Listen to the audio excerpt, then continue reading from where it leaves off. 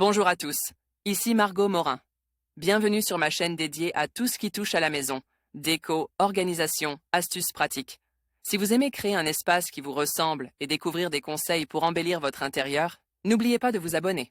Aujourd'hui, on va explorer ensemble un nouveau sujet pour transformer votre chez vous. Prêt? C'est parti. Bonjour à tous. Aujourd'hui, je vous invite à découvrir une plante souvent méconnue mais pleine de surprises, le cresson alénois.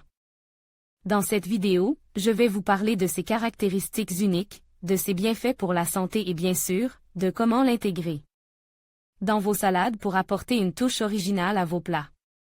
Que vous soyez novice en jardinage ou un passionné, je suis sûre que vous trouverez des astuces intéressantes pour cultiver et savourer ce trésor vert. Alors, restez avec moi et plongeons ensemble dans l'univers du cresson alénois. Le cresson alénois, l'Epidium sativum, est une plante herbacée, dont la tige mesure de 20 à 50 cm de hauteur, utilisée comme salade. Cette espèce appartient à la famille des crucifères. On la surnomme « passerage » ou « nazitor » du fait de son goût acre qui en fait une salade verte originale. Le cresson alénois est une salade verte piquante et originale. Optographe, CCBYSA 3.0. Le cresson alénois ne doit pas être confondu avec les autres cressons, notamment avec le cresson de fontaine. Cresson de fontaine. Ses feuilles intérieures sont pennatisquées, alors que ses feuilles supérieures sont linéaires et entières. Ses fleurs sont petites et blanches. Origine du cresson alénois. Le cresson alénois est originaire d'Égypte et d'Éthiopie, mais aussi du Liban, de la Syrie, de Jordanie, d'Israël, de Turquie, d'Irak et d'Iran, où on le rencontre au voisinage des habitations. Utilisation et vertus du cresson alénois. En gastronomie, les feuilles et les fleurs du cresson alénois sont ajoutées crues aux salades. Elles ont une saveur piquante et aromatique qui n'est pas sans rappeler celle de la grande capucine.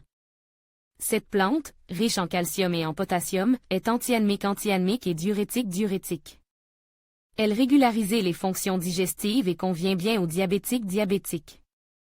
Les antioxydants du cresson préviendraient l'apparition de certains cancers et auraient des effets bénéfiques sur la santé de l'œil.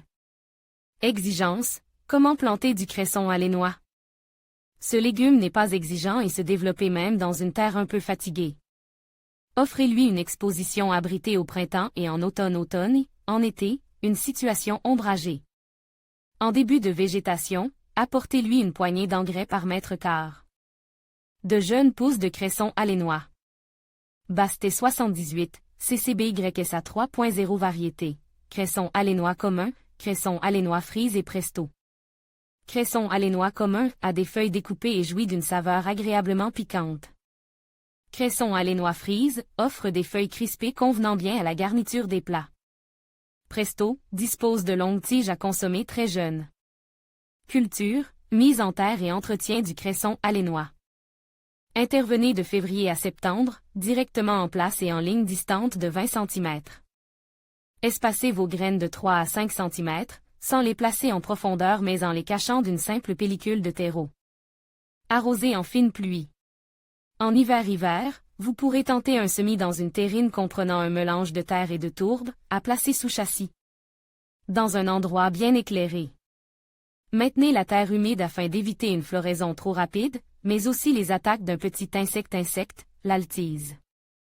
Mais ne laissez pas pour autant l'humidité stagner entre vos plantules. Récolte et conservation du cresson alénois. Coupez les feuilles au ras du sol lorsqu'elles mesurent entre 6 et 8 cm, juste avant l'apparition de fleurs et en tenant compte de vos besoins. Attention! Comme toutes les salades, le cresson alénois ne se conserve pas après avoir été cueilli.